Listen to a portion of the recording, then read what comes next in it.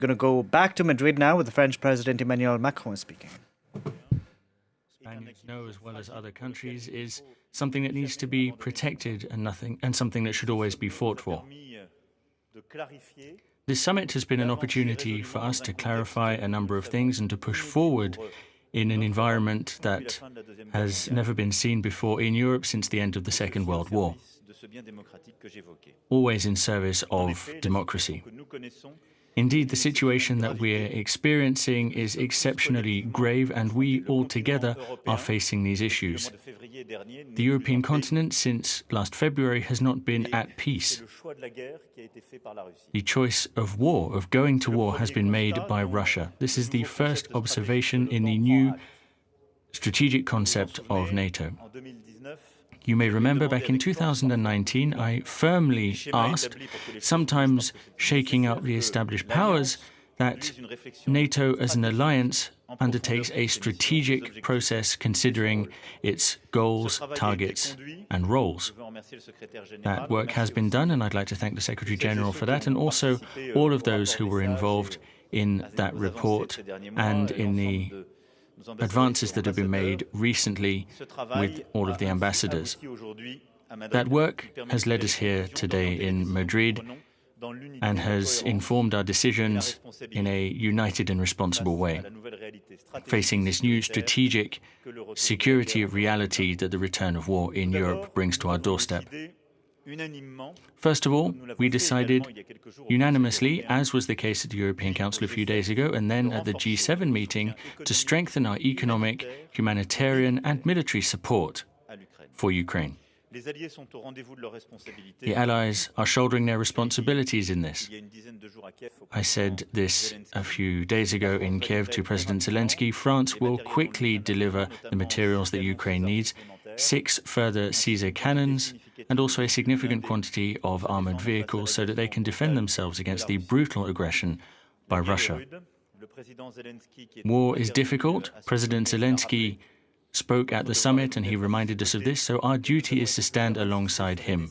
We also underlined the importance of strengthening in a concrete and quick way the deliveries of weapons and munitions that are necessary for Ukrainian resistance and to take back the taken territories. This is vitally important because even though the support we're providing and the sanctions will have an impact, the cost of war on our continent is one that we did not decide nor want to pay, but it is the price to be paid for peace in Europe. Russia must not win because it is our own security that would then be directly at risk. The cost of war, as the Ukrainians are experiencing right now, is dire, and that is why supporting them, re-establishing negotiated peace in the field that was refused by Russia, all of these are required for all of us, each and every one of us.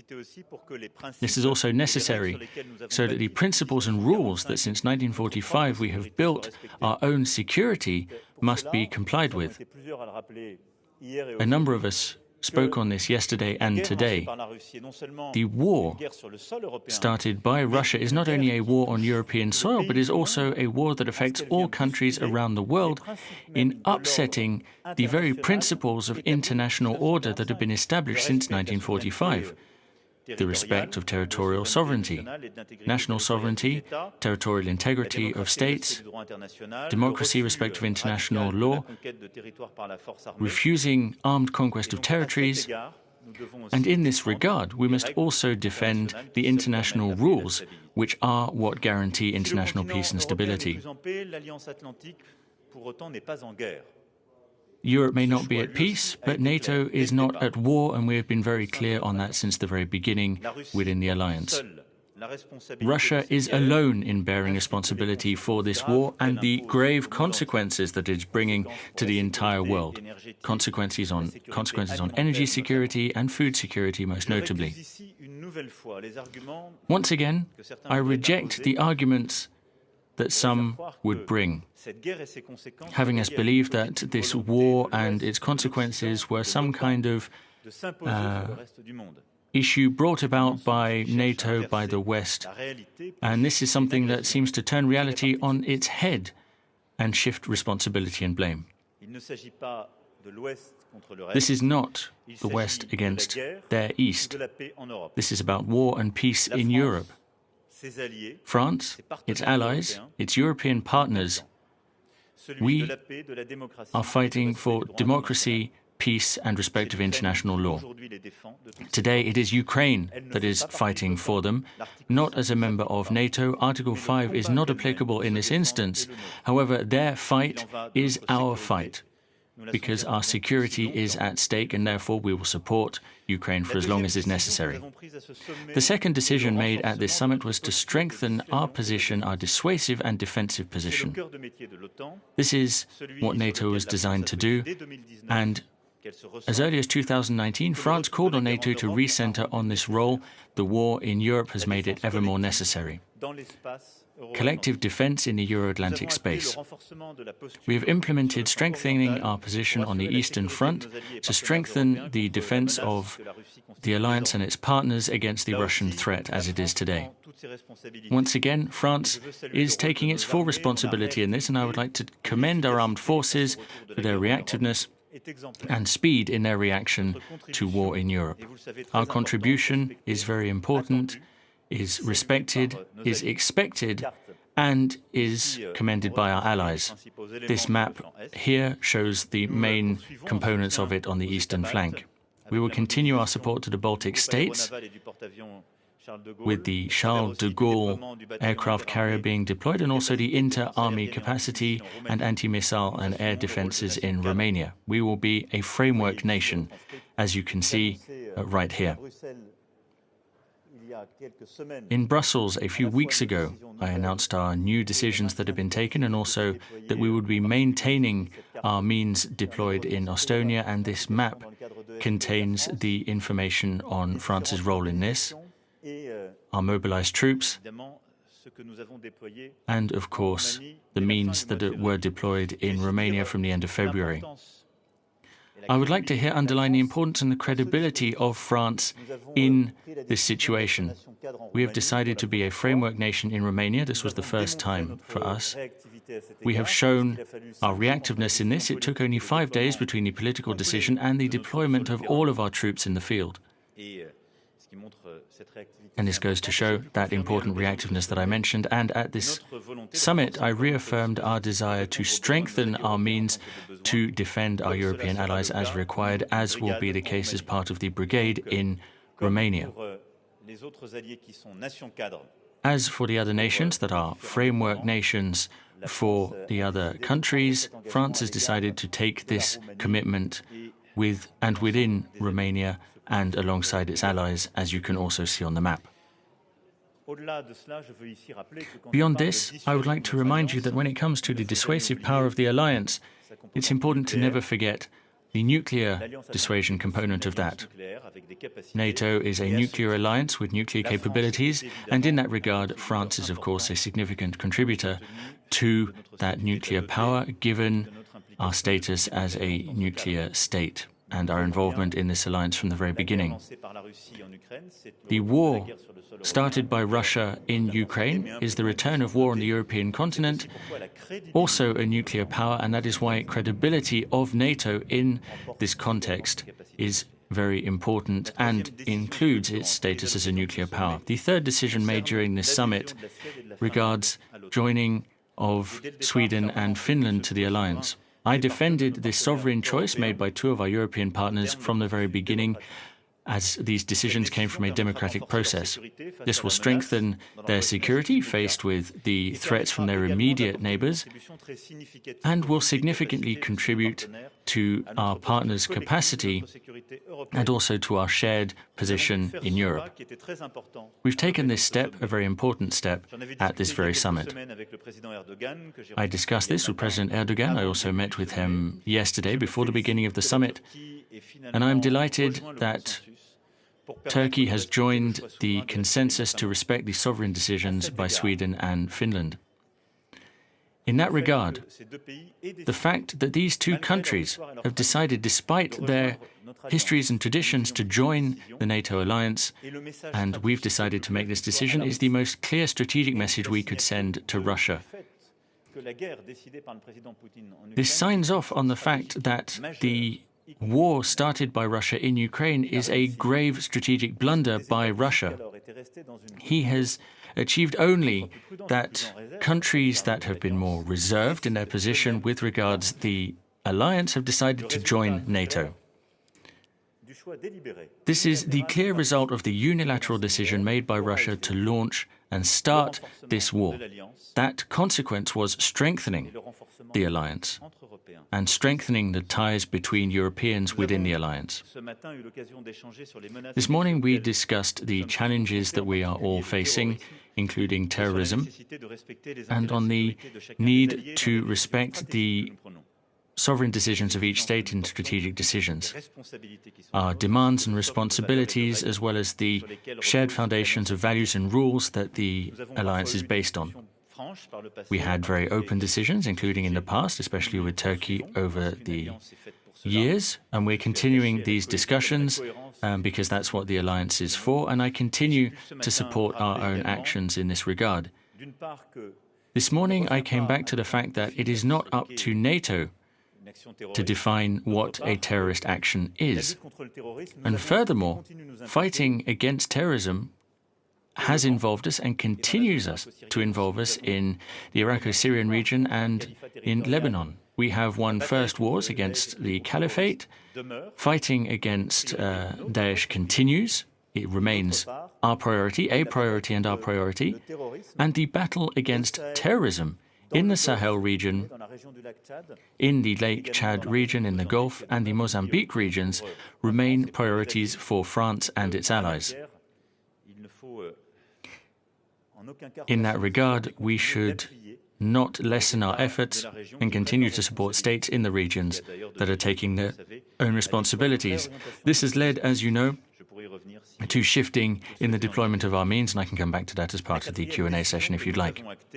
The fourth decision that we implemented is one that I mentioned earlier. It is the strategic direction, the concept document for NATO. This is a fundamental document for any military alliance such as NATO, and it takes stock of the new strategic environment following Russia's war in Ukraine. Also, the foundational relationship between France and NATO. We all know of the lively debates that have happened in this very building on the relationship between France and NATO. The situation has now come to show that the debates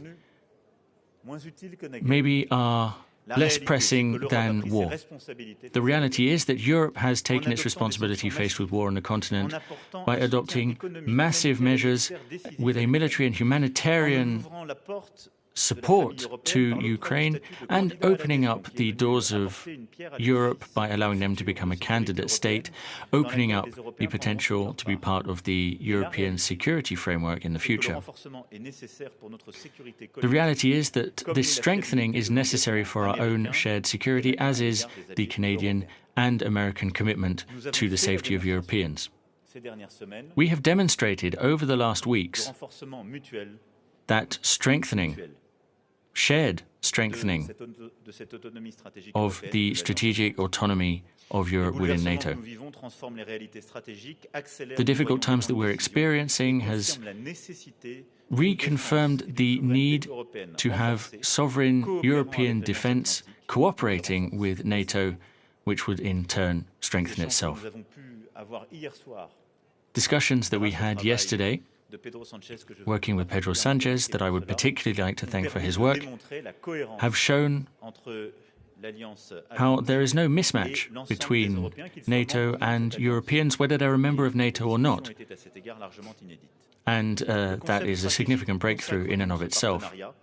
This strategic document, therefore, confirms our partnership and is fully in line with what we implemented alongside President Biden a few months ago, last October in Rome.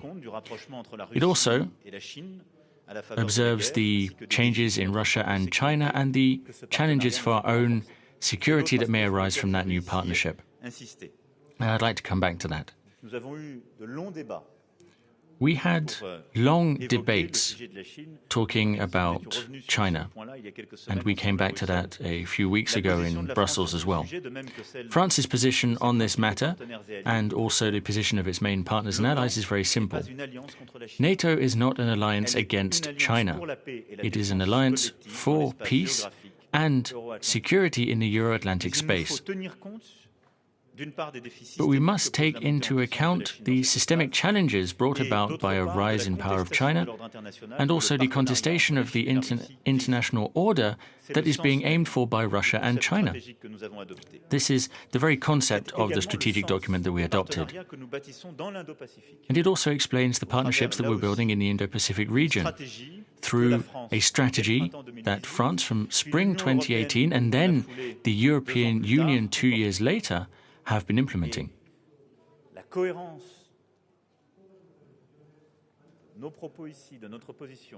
Our position here today matches the strategic document and is fully in line with our Indo-Pacific strategy. There is a Chinese challenge, but this is not an alliance that aims to fight China. I spoke with the Prime Minister of New Zealand, the President of South Korea. I also spoke parallel to the G7 with the Prime Minister of Japan. And tomorrow in Paris, I will be receiving the new Australian Prime Minister to continue to strengthen France's strategy and the Europeans' position in that region, respecting laws, environment and security. These are some of the main decisions that I wished to discuss with you today. These decisions have been made at the occasion of this summit and commit us going forward. There will be a lot of work to implement these decisions, but our allies and partners know that they can count on France faced with this threat. We are here. Our national defense efforts have been respected and recognized. We didn't wait for war to break out to implement these measures. These were choices that I made 5 years ago and that we were able to implement consistently and precisely over the last years, and we will continue doing these things going forward. Our actions and initiatives at European and international scale are the only means to safeguard our security, to limit the impact of the war on our economies and our lives. Our efforts to support Ukraine as it defends its territorial integrity and security, to bring an end to this deadly Russian war, is a necessary effort. Because this is an issue of peace, respect of laws, and democracy, as I said at the beginning of my speech. Thank you very much. I'd now like to answer your questions.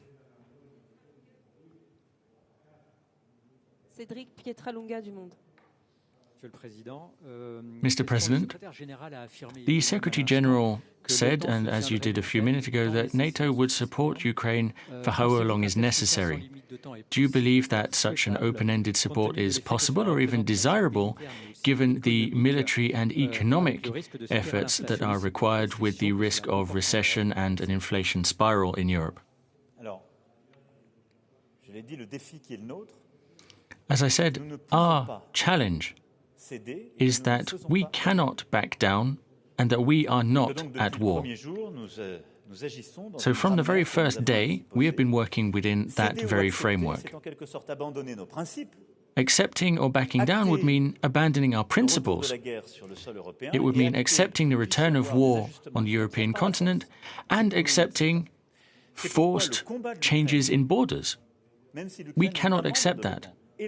Ukraine may not be a member of NATO, but their fight is our fight. They're fighting for our values, for our principles, those of European democracies, the alliances democracies that are very much at the heart of international law.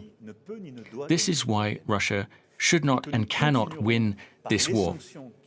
We will continue through the sanctions that we can implement, and as a reminder, the European Union has already implemented 6 rounds of sanctions, the first one of which came 2 days after the breakout of fighting. We're going to continue with those sanctions, and we will continue for as long as necessary to support in a humanitarian, economic and financial way Ukraine and also our own countries by helping refugees. There should be no doubt about that. Furthermore, we have decisions and means at our disposal to mitigate the direct and indirect consequences of the situation. Without forgetting one thing, the energy, the food, or other consequences of this do not come from our decisions. It does not come from our support to Ukraine, but come from the war started by Russia in Ukraine.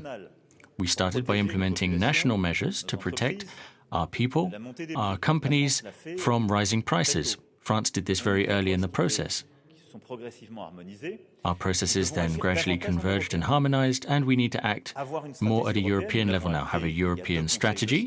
We agreed on this 2 council meetings ago, and also purchasing gas and getting out of Russian gas. We have decided together to wean ourselves off Russian oil. Now we need to implement that strategy. Together, as Europeans, we need to reform our electricity market. This will enable us to reduce the impact of gas and gas prices on our own energy costs. Furthermore, and this started at the G7, we must all act together as a European community. And we must act to keep oil and gas prices low with a purchasing alliance. The Americans very quickly suggested that we implemented a ceiling on gas and oil from Russia, and then gradually, through changing prices and through production incentives, we can draw down prices. With regards to the food situation, we firmly support the decisions made by the Secretary General of the United Nations to free the grain stores that are trapped in Odessa. And over the last weeks, we have increased our group efficiency in shipping grain through Moldova and Romania by rail and ship. But that's not enough, and we must continue to define further solutions. As you know, and as I announced, parallel to the latest NATO summit, the last NATO summit, alongside Senegal, with the French presidency of the European Union and the Senegalese presidency of the African Union, measures to face the food crisis, and we're going to continue in that vein. The G20 will be important in this, the G7 was as well. With the FAO and the United Nations, we have worked to send support to the countries that were the most dependent on Ukrainian production. And we've also worked to support the Middle Eastern, Southern Eastern and African countries to provide them with food support where necessary. Something that we need to solve in the very short term, which is a direct consequence of the situation, is the issue of fertilizers. A lot of countries need these fertilizers, and we are working to provide technical solutions, working alongside the United Nations and the FAO, to facilitate either substitutes or deliveries of these fertilizers to African Union and G20 countries. These are some responses that we're bringing to bear, and yes, the efforts will continue as long as necessary. Yes, we do have answers that we can bring to bear that require international cooperation. You were listening to the French President Emmanuel Macron speak from the NATO summit in Madrid, the 2-day summit wrapping up right now. For more, we can go across to France 24's Armin Georgian, who is covering the summit for us. Armin, we heard there from the French President Emmanuel Macron pledging how NATO needs to continue supporting Ukraine no matter if fatigue sets in. Yes, there were some pretty strong words about on Russia. It was fairly hard-hitting, actually, as far as his, compared to previous remarks he's made. Certainly the controversial language about not humiliating Russia, which he said a few weeks ago, that sort of language has completely gone. Instead, what we're hearing now is a much more combative tone, really, when it comes to Russia. He kept repeating this phrase that Ukraine's fight is the West's fight, or our fight, as he called it, and that yes, there would be support for Ukraine in the long term. He mentioned the extra the extra Caesar cannons that were confirmed that would be sent to Ukraine from French military stocks, but also French armored vehicles. So yeah, pretty punchy, I thought. Certainly the section on Russia and Ukraine. Armin, yesterday we heard from the NATO Secretary General Jens Stoltenberg, and he said that China posed a challenge to NATO's values and interests. Now we had the French President Emmanuel Macron say that he basically said that NATO is not an alliance against China, but we must take account of systemic challenges posed by China. Yeah, I don't think there's any real significant nuance there, actually, between Stoltenberg and Macron, because Stoltenberg had also said China is not our adversary, but it poses a systemic challenge, and that is very similar to the worldview, if you will, that Macron just outlined a few moments ago. Macron welcoming this new partnership between NATO and New Zealand, Australia, South Korea and Japan. He said that he'd held talks with leaders of New Zealand and South Korea during this summit, and that he was looking forward to welcoming the Australian Prime Minister. If I heard it right, I think that's actually happening tomorrow in Paris. You're right, I believe tomorrow. That's true. Yeah. So, but yeah, in terms of Macron's approach, I don't think there's any huge difference there between him and Stoltenberg on the question of China. Where I thought there's just a couple of other quick areas that Macron talked about that I thought were interesting. Today, this last day of the summit, Delano, there's been more of a focus on NATO's southern flank and terrorism in the Sahel, and of course that is a focus that France very much welcomes, because its troops have been particularly exposed in the Sahel over the last few years, and so Macron clearly acknowledged the need for NATO to keep engaging in that region, so that France essentially would not be sort of more on its own, if you will, and that it was important to keep for NATO to keep the eye on the ball also in the Maghreb. And Stoltenberg was talking about new assistance packages that had been put forward for Tunisia, for Mauritania, continued help to Jordan, an assistance package for Iraq as well. So NATO definitely not taking its eye off the ball, despite this obviously new focus on Russia in the new strategic concept. Armin, thank you very much for that. Armin Georgian reporting there for us from Madrid.